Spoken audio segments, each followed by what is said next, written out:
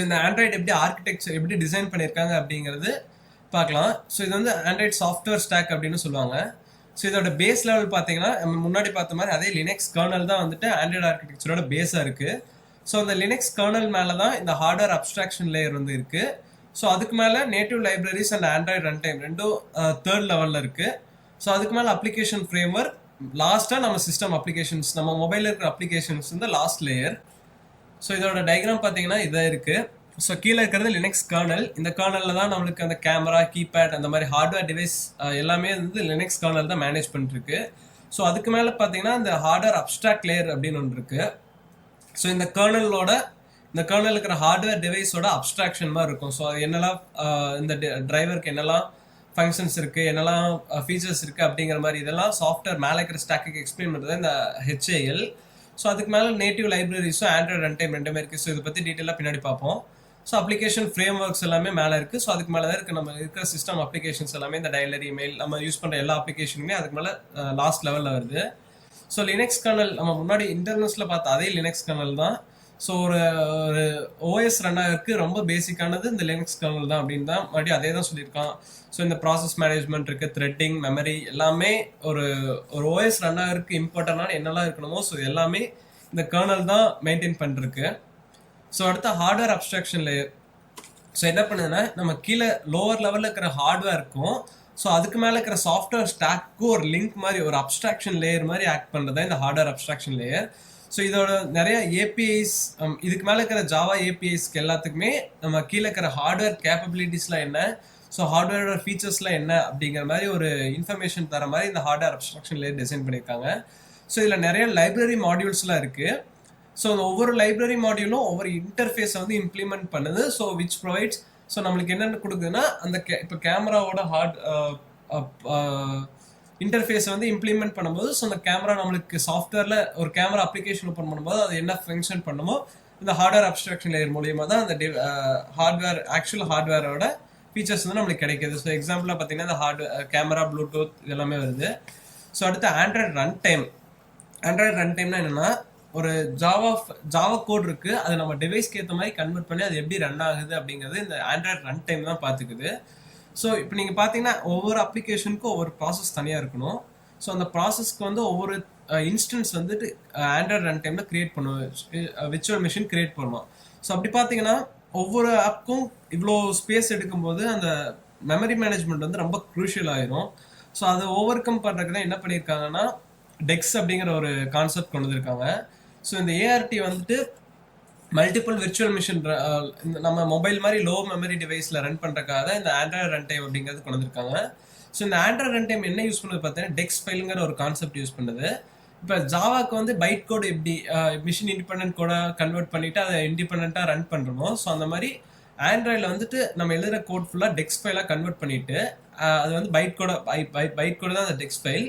So அந்த டெக்ஸ் file வந்து ஆண்ட்ராய்டுக்குன்னு ஸ்பெசிஃபிக்காக டிசைன் பண்ண ஃபைல்ஸ் தான் அந்த டெக்ஸ் ஃபைல். ஸோ இது என்ன பண்ணுதுன்னா ஆண்ட்ராய்டு ரன் டைம் வந்துட்டு ரொம்ப ஸ்லோவாக, ரொம்ப வந்துட்டு மெமரி ஸ்பேஸ் வந்து ரொம்ப கம்ப்ரஸ் பண்ணி அந்த ஜாவா ஃபைல்ஸ் வந்து டெக்ஸ் ஃபைலாக கன்வெர்ட் பண்ணிவிட்டு அந்த ஆண்ட்ராய்டில் யூஸ் பண்ணுறக்காட்டி மெமரி மேனேஜ்மெண்ட்டுக்கு நம்ம லோ லெவல் மெமரி டிவைஸ்க்கு வந்துட்டு எஃபிஷியண்ட்டாக யூஸ் பண்ணுறக்காக இந்த டெக்ஸ் ஃபைல் யூஸ் ஆகுது. ஸோ இதில் வந்துட்டு கோர் லைப்ரரிஸ் எல்லாமே இருக்குது. ஸோ இது வந்து ஸ்பெசிஃபிக்காக ஆண்ட்ராய்டுக்காகவே டிசைன் பண்ணுது. ஸோ வெர்ஷன் 5.0க்கு முன்னாடி என்ன பண்ணிட்டு இருந்தாங்கன்னா டால்விக்ங்கிற விர்ச்சுவல் மிஷின், நம்ம பின்னாடி பார்ப்போம் என்னென்னா டால்விக் விர்ச்சுவல் மிஷின் தான் வந்துட்டு ரன் டைமாக யூஸ் பண்ணிருந்தோம் ஜிட் கம்பைலர் கூட. ரெண்டுமே என்னென்னு பின்னாடி பார்ப்போம். ஸோ அடுத்து பார்த்தீங்கன்னா just in time compiler. Just in time கம்பைலர்னா என்னென்னு பார்த்தீங்கன்னா ஆண்ட்ராய்டு ரன் டைமில் இந்த டால்விக் விர்ச்சுவல் மிஷின் எல்லாமே இந்த ஜஸ்ட் இன் டைம் கம்பைலர் தான் யூஸ் பண்ணுது.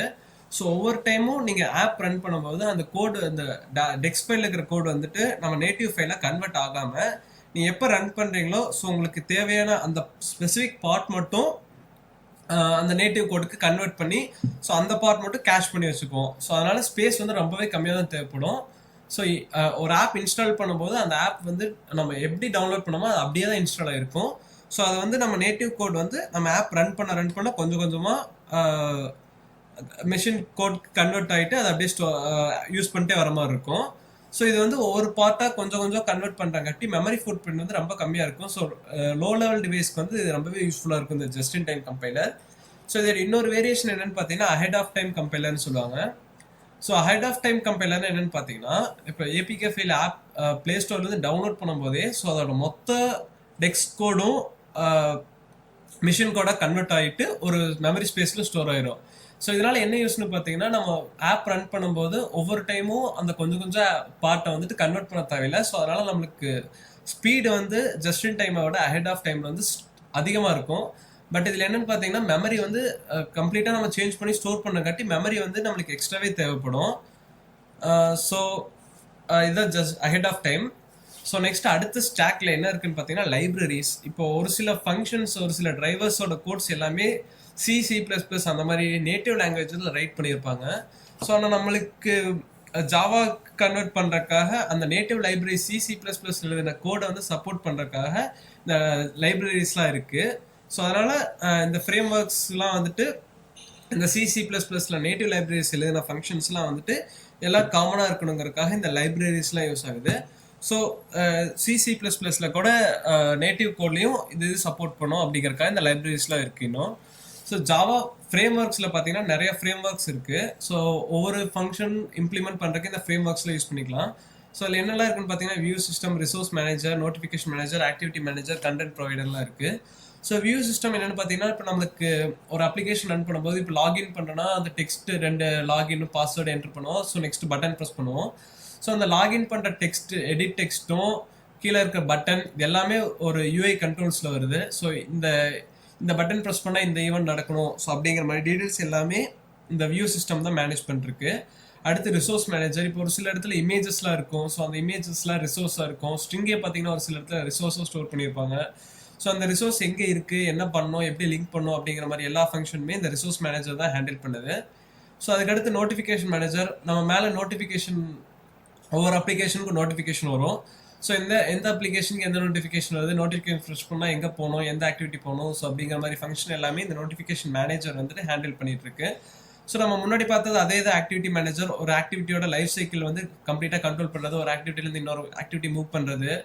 ஸோ மூவ் பண்ணும்போது அந்த ஆக்டிவிட்டி கில் பண்ணுறது, சில ஆன் பாஸில் வைக்கணுமா, ஸோ அதெல்லாமே பின்னாடி பார்ப்போம். ஸோ அது அந்த ஆக்டிவிட்டியோட லைஃப் சைக்கிள் ஃபுல்லாக மேனேஜ் பண்ணுறது இந்த activity manager. So content provider என்னன்னு பார்த்தீங்கன்னா இப்போ நம்ம கான்டாக்ட்ஸில் சேவ் பண்ணோம்னா அது வந்து மொபைலில் ஸ்டோர் பண்ணலாம், இல்லை சிம்மில் ஸ்டோர் பண்ணலாம். ஸோ மொபைலில் ஸ்டோர் பண்ணுறதுக்கு ஒரு ஸ்டோரேஜ் ரெக்யர் ஆகுதுல்ல, ஸோ அந்த ரெக்யர்மெண்ட்டை சாட்டிஸ்ஃபை பண்ணுறது இந்த கண்டென்ட் ப்ரொவைடர். ஸோ என்ன பண்ணணும்னா டேட்டாவை ஸ்டோர் பண்ணுறதுக்கு ஒரு லொக்கேஷன் மாதிரி ஒரு ஸ்டோரேஜ் மாதிரி இந்த கண்டென்ட் ப்ரொவைடர் வந்து ஆக்ட் ஆகுது. ஸோ அடுத்து விண்டோ மேனேஜர். இதுவும் நம்ம முன்னாடி பார்த்ததா. ஸோ நம்மளுக்கு விசிபிளாக இருக்க யூஐ பார்ட்டில் இருக்கிற எல்லாத்தையும் மேனேஜ் பண்ணுறது இந்த விண்டோ மேனேஜர் தான். அடுத்து பேக்கேஜ் மேனேஜரும் அதே தான். நம்ம ஒரு அப்ளிகேஷன் வந்து ஏபிகே ஃபைலில் டவுன்லோட் பண்ணி அந்த நம்ம மிஷின் கோட்க்கு கன்வெர்ட் பண்ணுற அளவுக்கு அந்த இன்ஸ்டாலேஷன் ப்ராசஸ் ஃபுல்லாகவே இந்த பேக்கேஜ் மேனேஜர் தான் ஹேண்டில் பண்ணுது. ஸோ அடுத்து டெலிஃபோனி மேனேஜர், லொக்கேஷன் மேனேஜர் நம்மளுக்கு தெரியும். கான்டாக்ட்ஸில் இருக்கிறது கான்டாக்ட் கால் பண்ணுறதுக்கு யூஸ் பண்ணுற அந்த மெத்தட் டெலிஃபோனி மேனேஜரில் வரும். லொக்கேஷன் டீட்டெயில்ஸ் ஆக்சஸ் பண்ணுறதுக்கு லொக்கேஷன் மேனேஜர் இருக்குது. ஸோ அடுத்து final last top of the stack என்னன்னு பார்த்தீங்கன்னா மொபைல் அப்ளிகேஷன். ஸோ இந்த 5 லேயரை தாண்டி மேலே இருக்கிறதா சிஸ்டம் ஆப்ஸு. இப்போ ஒரு எஸ்எம்எஸ் பண்ணோம்னா அந்த சிஸ்டம் ஆப்ஸ்லேருந்து நம்ம உள்ளே போயிட்டு விசிபிளாக இருக்கிற ஏரியாவில் டச் பண்ணி அந்த வியூ சிஸ்டம் மேனேஜரில் போயிட்டு இல்லை ஹார்ட்வேர் அப்ஸ்ட்ராக்ஷன் லேயரில் போயிட்டு என்ன நடக்கணுமோ இப்போ கேமரா லான்ச் பண்ணும்போது யூஐ கண்ட்ரோல்ஸ் எல்லாமே ஃபர்ஸ்ட் லேயர் செகண்ட் லேயரில் வரும். ஸோ அதுக்கு தேவையான நேட்டிவ் லைப்ரரிஸில் கீழேருந்து எடுத்து ஸோ ஹார்ட்வேர் அப்ஸ்ட்ராக்ஷன் லேயர் மூலியமாக போய் அந்த கீழே இருக்கிற கேமரா ஹார்ட்வேர்லேருந்து அதோட ஃபீச்சர்ஸில் ஆக்சஸ் பண்ணி நம்மளுக்கு வெளியே தரதான் இந்த சிஸ்டம் ஆப்ஸு. ஸோ இது ஒரு சில ஆப்ஸ்லாம் நம்மளுக்கு டிஃபால்ட்டாக மொபைல் வாங்கும் போதே ஆப்ஸ்லாம் இருக்கும். ஸோ அது வந்து டிஃபால்ட்டாக வைக்கணும் அப்படிங்கிற அவசியம் இல்லை. ஸோ நம்ம ஒரு சில ஆப்ஸ்லாம் டிஃபால்ட்லேருந்து சேஞ்ச் பண்ணிக்கலாம். பட் ஒரு சில ஆப்ஸ்லாம் நம்மளுக்கு சேஞ்ச் பண்ண முடியாது, அன்இன்ஸ்டால் பண்ண முடியாது அப்படிங்கிற மாதிரி தான் இருக்கும். ஸோ ஒரு சில ஆப்ஸில் ரூட் பண்ணால் தான் அன்இன்ஸ்டால் பண்ணுற மாதிரி இருக்கும். டிஃபால்ட்டாக அன்இன்ஸ்டால் பண்ண முடியாத மாதிரி வச்சுருப்பாங்க. ஸோ அடுத்து பார்த்தீங்கன்னா இந்த டால்விக் விர்ச்சுவல் மிஷினில் எப்படி எக்ஸிக்யூஷன் நடக்குது அப்படிங்கிறத பற்றி பார்க்க போகிறோம். ஸோ ப்ரோக்ராம் வந்து நம்ம எழுதுறது வந்து ஜாவாவில் தான் இனிஷியலாக எழுதிட்டு இருந்தாங்க. ஸோ இப்போ என்னென்னு பார்த்தீங்கன்னா காட்லின்கிற ஒரு அஃபிஷியல் லாங்குவேஜ் வந்து ஆண்ட்ராய்டு இது பண்ணுறதுக்காக காட்லின் அஃபிஷியல் லாங்குவேஜை அனௌன்ஸ் பண்ணியிருக்காங்க. ஸோ நம்ம இது ப்ரியரில் வந்து ஜாவா மட்டும்தான் மெயின் லாங்குவேஜாக இருந்துச்சு. ஸோ அந்த ஜாவாவில் எழுதுகிற கோட் வந்து என்ன பண்ணுறோம்னா நம்ம பைட் கோட் முன்னாடி பார்த்த டெக்ஸ் அப்படிங்கிற ஒரு பைட் கோட் வந்து கன்வெர்ட் பண்ணுறோம். ஸோ அந்த பைட் கோடில் டெக்ஸுங்கிறது 2 கோட் இருக்குது. ஸோ .dex .odexu டெக்ஸ் கோடை வந்து ஆப்டிமைஸ் டெக்ஸ் கோடே ரொம்ப ஸ்மால் மெமரி ஸ்பேஸ் தான் இருக்கும். ஸோ அதை ஆப்டிமைஸ் பண்ணுறது தான் இந்த டெக்ஸ், ஆப்டிமைஸ்டு டெக்ஸு, ஓடெக்ஸ்னு சொல்கிறாங்க. ஸோ இந்த இதில் ஸ்டோர் பண்ணும்போது அதோட கம்ப்ளீட்டாக கம்ப்ரெஷன் பண்ண மாதிரி ரொம்ப மெமரி ரொம்ப கம்மியாக எடுக்கிற மாதிரி டிசைன் பண்ணியிருப்பாங்க. ஸோ எக்ஸிக்யூஷன் பார்த்தீங்கன்னா இப்போ நம்ம எழுதுகிற ஜாவா ஃபைல்ஸ் வந்து டாட் ஜாவா ஃபைல்ஸ் இருக்கும், அதான் நம்ம இனிஷியலாக சோர்ஸ் கோட். ஸோ அதை வந்து டாட் ஜாவா ஃபைல்ஸ் வந்து ஜாவா கம்பைலரில் கொடுக்கும்போது ஜாவா சி கிடைக்குது. ஸோ டாட் கிளாஸ் ஃபைல்ஸில் வந்துட்டு நம்மளுக்கு பைட் கோடாக கிடைக்குது. அந்த byte code, Java byte code என்ன பண்ணுறோம்னா டெக்ஸ் கம்பைலர் டிஎக்ஸுங்கிறதுல கொடுத்தா அந்த டாட் பைட், அந்த ஜாவா கிளாஸோட பைட் கோட் வந்து டாட் டெக்ஸ் ஃபைல்ஸாக கன்வெர்ட் ஆயிடுது. ஸோ இந்த டாட் டெக்ஸ் ஃபைல்ஸ்லாம் வந்துட்டு ஏஏபிடிங்கிறதுல பேக்கேஜ் பண்ணுறோம். ஸோ ஏபிகே ஃபைல்ஸாக இங்கே பேக்கேஜ் பண்ணி, ஸோ அந்த ஏபிகே ஃபைல்ஸ் தான் நம்மளுக்கு வந்து ப்ளே ஸ்டோரில் கிடைக்கும்.